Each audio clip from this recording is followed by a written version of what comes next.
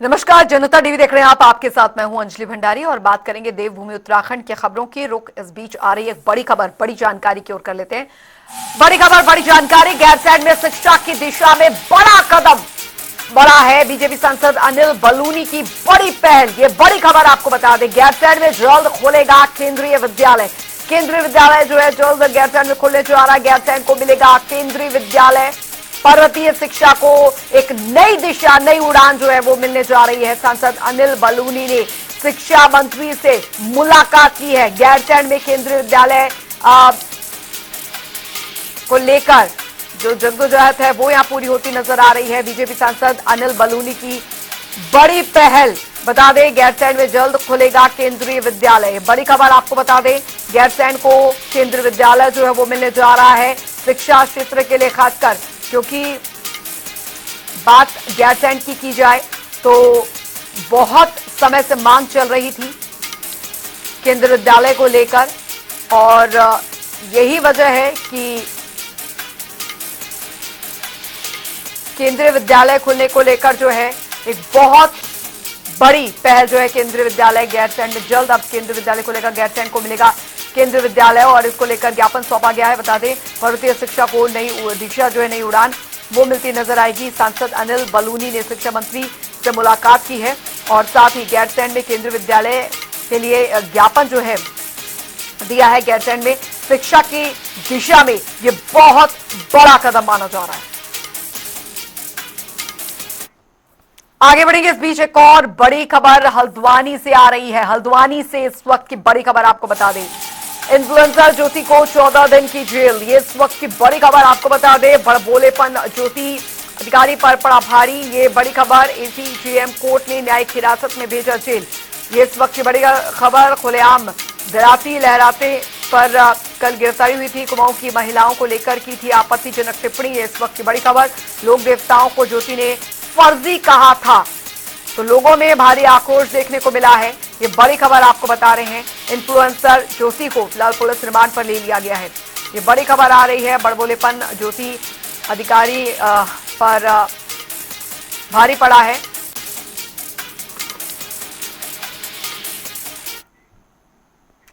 चलिए खबरों में आगे बढ़ेंगे। उधर आपको बता दें कि देहरादून में कांग्रेस की संगठनात्मक स्थिति को लेकर अब बीजेपी प्रदेश प्रवक्ता मथुरा जोशी ने तीखा हमला बोला है। उन्होंने कहा है कि कांग्रेस गुटबाजी में उलझी है, संगठन विस्तार ठप है और नेतृत्व को लेकर भ्रम बना हुआ है। साथ ही उन्होंने तंज कसते हुए कहा कि 2027 चुनाव को लेकर कांग्रेस गंभीर नहीं दिखती और जब तक नेतृत्व स्पष्ट नहीं होगा पार्टी प्रदेश में प्रभावी नहीं छोड़ पाएगी। है कि कांग्रेस के अंदर जिस तरीके की गुटबाजी है, जिस तरीके से संगठन का विस्तार नहीं है, लोगों का इंटरेस्ट नहीं है, 4-5 जो बड़े नेता हैं उनकी सिर्फ डोबल है, उससे कांग्रेस 2027 के प्रति गंभीर नहीं दिखाई देती है। एक बात। दूसरी बात यह है कि पहली बार आज 4 साल में प्रभारी महोदया को उत्तराखंड की याद आई है, क्योंकि चूंकि चुनाव भी अब नजदीक हैं, वो पहली बार यहाँ पर आ रही है 4 साल में। एक बार पहले आई थी जब शुरू में बनी थी, उसके बाद ही उनका मैं समझता हूँ दूसरा दौरा होगा। और आज वो आई हैं, देखिए वो कितना इन 5-6 नेताओं को एकजुट रख सकती हैं, क्या संदेश दे सकती हैं, वो उनका अपना प्रयास होगा। लेकिन ऐसा लगता नहीं है कि कांग्रेस कुछ नया कर पाएगी।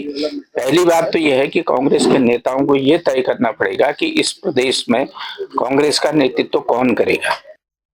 उधर देहरादून में अंकिता भंडारी हत्याकांड को लेकर बीजेपी प्रदेश प्रवक्ता मथुरा जोशी ने उत्तराखंड बंद के ऐलान पर प्रतिक्रिया दी। उन्होंने कहा कि सरकार हर स्तर की जांच के लिए तैयार है। मुख्यमंत्री पुष्कर सिंह धामी पीड़ित परिवार के संपर्क में हैं। वहीं मथुरा जोशी ने संयम रखने की अपील करते हुए कहा है कि सरकार ने दोषियों को सजा दिलाई है और आगे भी सख्त कदम उठाए जाएंगे। देखिए, निश्चित रूप से कुछ लोग अभी भी अंकिता भंडारी हत्याकांड से संबंधित मामलों में तमाम तरीके के आंदोलन की घोषणा कर रहे हैं, तमाम तरीके से आंदोलन को चलाना चाह रहे हैं। हालांकि माननीय मुख्यमंत्री जी ने बहुत स्पष्ट रूप से आपके सवालों का जवाब देते हुए भी कहा था कि सरकार हर मदद करने को तैयार है और हर जांच से गुजरने को तैयार है, और उस दिशा में कुछ काम भी हुआ है।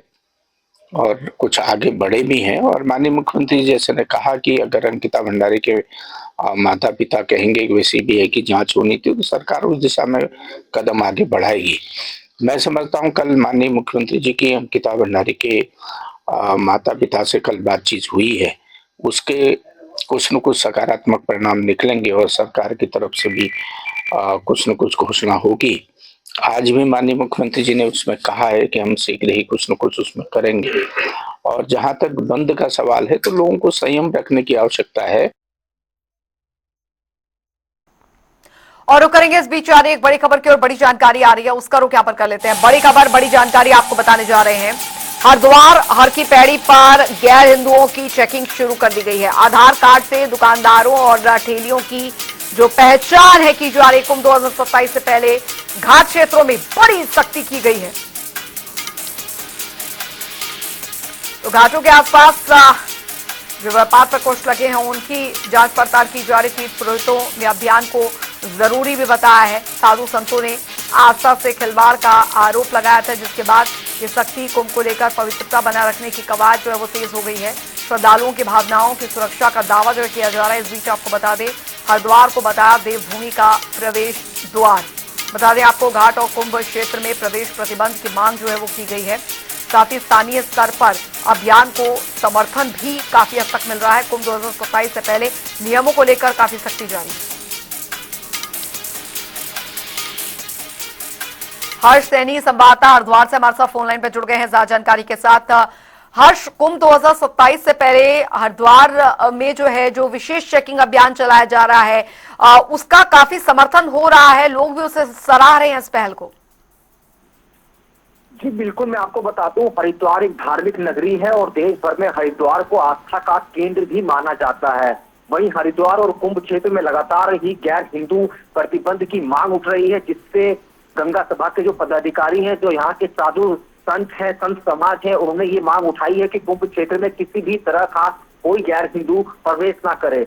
इसको लेकर अब यहाँ के जो पंडा पुरोहित हैं, संत समाज है, हर की पौड़ी और आसपास के क्षेत्र में ये जानने की कोशिश कर रहे हैं कि कोई गैर हिंदू यहाँ काम तो नहीं कर रहा है या कोई यहाँ पर रह तो नहीं रहा है।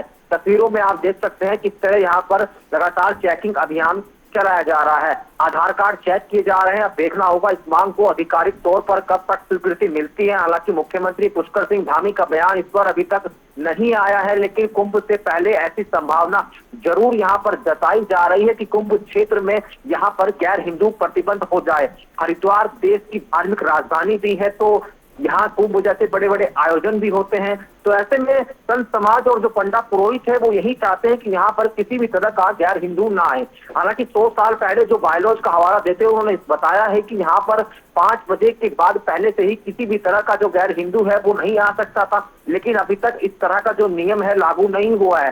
क्योंकि हम देखते हैं कि जो भी सभी धर्मों के जो लोग हैं वो यहाँ पर आते हैं, खासकर जो गैर हिंदू होते हैं वो अपना छोटा व्यापार भी यहाँ पर करते हैं। अब देखना होगा इस मांग पर आगे क्या निर्णय आता है, ये देखने वाली बात होगी। अच्छा हर्ष, क्योंकि शासन प्रशासन इस ओर किस तरीके से काम करता है ये भी महत्वपूर्ण हो जाता है, क्योंकि ये सख्ती 2027 तक बनी रहे तभी इसका जो प्रभाव है वो यहाँ पर पड़ता दिख सकता है। क्योंकि अमूमन कई ऐसे मामले सामने आते हैं जब गैर हिंदू द्वारा जो होता है आस्था को ठेस पहुंचाने का काम इस तरीके के तीर्थ स्थलों में किया जाता है। ऐसे में सख्ती बनी रहे, प्रशासन का भी पूरा सहयोग हो, सरकार का भी सहयोग इस बीच हो, ये बहुत जरूरी है। लेकिन निश्चित रूप से जो यहाँ पर जो गंगा सभा के पदाधिकारी हैं उन्होंने हाल ही में प्रेस कॉन्फ्रेंस भी की थी और उन्होंने ये प्रेस कॉन्फ्रेंस में मांग उठाई थी कि जो गैर हिंदू हैं वो इस क्षेत्र में ना आए या उन पर प्रतिबंध लगाया जाए। हालांकि सरकार से भी उनका लगातार संवाद हो रहा है। अब इस मामले में देखना होगा कि 2027 में, क्योंकि हरिद्वार में कुंभ होना है और कुंभ से पहले इस तरह का अगर निर्णय होगा तो देखने वाली बात होगी और बड़ी बात होगी। साथ ही जो गंगा सभा के जो पदाधिकारी हैं वो लगातार सरकार से ये मांग कर रहे हैं और अब ऐसी संभावना भी जताई जा रही है कि जल्द ही कोई ऐसा निर्णय हो सकता है और इस निर्णय को लगातार लागू करने के लिए यहाँ पर प्रशासन की भी एक बड़ी चुनौती होने वाली है प्रशासन के लिए। तो अब देखना होगा कि ये निर्णय कब तक ऐसा हो सकता है। हालांकि संभावना जताई जा रही है कि कुंभ क्षेत्र को कहीं ना कहीं ऐसा एक प्रावधान घोषित हो सकता है जिसमें यहाँ पर गैर हिंदुओं का जो प्रवेश है वो पूरी तरह प्रतिबंध हो जाए, क्योंकि महाकुंभ को लेकर यहाँ पर लगातार तैयारियां हो रही हैं। अब हरिद्वार में कहीं ना कहीं 2027 में विधानसभा चुनाव भी है और कुंभ भी है, तो इसको लेकर लगातार प्रशासन के लिए भी एक बड़ी चुनौती है। लेकिन गंगा सभा के जो पदाधिकारी है, जो पंडा प्रमुख है, यहाँ पर पंडा पुरोहित है, माफ कीजिए, वो लगातार इस मांग को उठा रहे हैं। जी चलिए, आप इस खबर पर नजर बनाए रखिए, हम आपसे आगे भी अपडेट लेते रहेंगे। बहुत बहुत शुक्रिया हर्ष सैनी इस तमाम जानकारी के लिए। कि हमारे आदरणीय अध्यक्ष जी ने एक विषय रखा था जो कि लंबे समय से यहाँ का बायलॉज बना हुआ है। वही बायलॉज अब पहले क्षेत्र के हिसाब से था, अब कुंभ का क्षेत्र बड़ा हो गया तो उसी हिसाब से उसकी मांग करते कुंभ क्षेत्र में इस प्रकार के लोगों की, किसी भी अहिंदू की आवाजाही स्थापन, किसी भी प्रकार का कार्य नहीं होना चाहिए। अब चूंकि हमारी पूरा क्षेत्र ये हमारे जिम्मे होता है, तो अब स्थितियाँ क्या है, पहले यहाँ भिखारियों का जमावड़ा रहता था, यहाँ वेंडर्स का जमावड़ा रहता था, आने वाले श्रद्धालुओं को दिक्कतें होती थी, बहुत सारी परेशानियाँ होती थी, फर्जी रसीद काटने वाले लोग होते थे। अब हमने हर आने जाने वाले जो रास्ते हैं वहाँ पर बाकायदा गार्ड लगा दिए गए हैं, हमारे वॉलंटियर सक्रिय हैं। तो हम लगातार उस स्थिति को सुखद बनाने के लिए वहाँ पर भ्रमण करते हैं, वहाँ की देखरेख करते हैं। और अब स्थितियाँ ऐसी हो गई कि आपको एक भी कोई व्यक्ति इस प्रकार हर की पौड़ी के आसपास जो क्षेत्र, जो प्रबंधन का क्षेत्र है हमारा, मालवीय द्वीप का क्षेत्र है, घंटाघर वाला क्षेत्र है, वहाँ कोई भी वेंडर्स नहीं मिलेगा, कोई भी भीख मांगने वाला नहीं मिलेगा, कोई भी रसीद काटने वाला नहीं, ऐसे फर्जी रसीद काटने वाले जो आते हैं, जो स्थापित हैं, वो जिन लोगों को सरकार द्वारा कहा गया है वही लोग वहाँ बैठकर रसीद काटते हैं। इसके अलावा कोई भी इस प्रकार के लोगों की आवाजाही वहाँ नहीं है और बंद हो चुकी है। और इस बीच एक बड़ी खबर आ रही है, बड़ी जानकारी आ रही है, उसका रुख यहाँ पर कर लेते हैं। बड़ी खबर, बड़ी जानकारी आपको बताने जा रहे हैं। अवैध अतिक्रमण को लेकर धावी सरकार हो गई है सख्त। बड़ी खबर, देहरादून में घंटाघर के पास अवैध मजार ध्वस्त की गई है। देर रात जिला प्रशासन और एमडीडीए की सेल्फ कार्रवाई नोटिस अवधि समाप्त होने के बाद बुलडोजर चला है। भारी पुलिस बल की तैनाती में हटाया गया यह अतिक्रमण। इस वक्त की बड़ी खबर, सरकारी जमीन पर अवैध निर्माण करवाया गया था, मजार को हटाया गया से कार्रवाई पूरी होने तक कानून के तहत प्रशासन और साथ ही सरकारी भूमि पर अवैध कब्जा जो है बर्दाश्त नहीं किया जाएगा। मुख्यमंत्री के निर्देश पर फिलहाल इस अवैध मजार को ध्वस्त यहाँ पर किया गया है। देहरादून में घंटाघर के पास यह अवैध मजार जो है वो बनाई हुई थी। देर रात जिला प्रशासन और एमडीडीए की सेल्फ कार्रवाई नोटिस अवधि समाप्त होने के बाद बुलडोजर चला है। पहले नोटिस जारी किया गया था, भारी पुलिस बल की तैनाती में हटाया गया ये अतिक्रमण। बता दें, सरकारी जमीन पर बना था यह अवैध निर्माण जिसे हटाया गया है। कार्रवाई पूरी होने तक कानून के तहत प्रशासन सरकारी भूमि पर अवैध कब्जा बर्दाश्त नहीं होगा।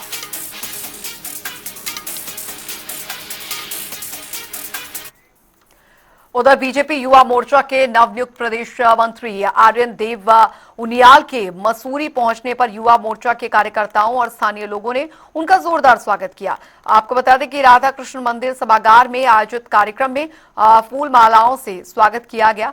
आर्यन देव उनियाल ने स्वागत के लिए मसूरी वासियों और कार्यकर्ताओं का आभार जताते हुए कहा कि बीजेपी में मेहनती कार्यकर्ताओं को आगे बढ़ने का अवसर मिलता है और पीएम मोदी और सीएम धामी के नेतृत्व में युवाओं को संगठन और शासन में आगे लाया जा रहा है। वहीं विपक्ष पर निशाना साधते हुए भी नजर आए।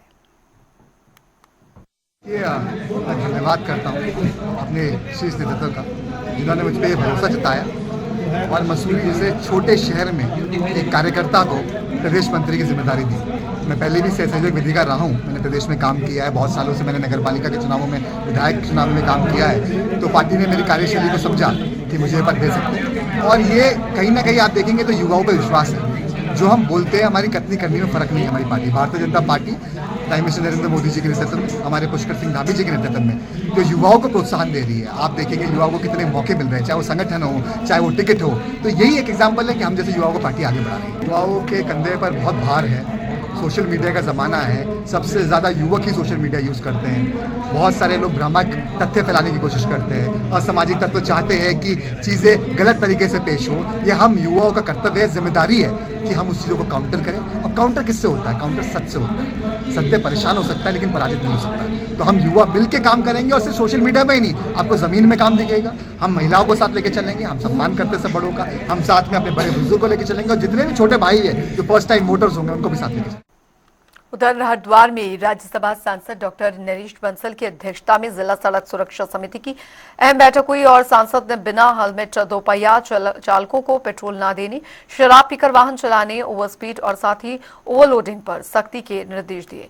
साथ ही स्कूल कॉलेजों में सड़क सुरक्षा जागरूकता और ब्लैक स्पॉट सुधार, साथ ही ट्रैफिक नियमों के पालन पर जोर दिया गया। इस दौरान रोड सेफ्टी कैलेंडर का विमोचन और जागरूकता रैली भी निकाली गई।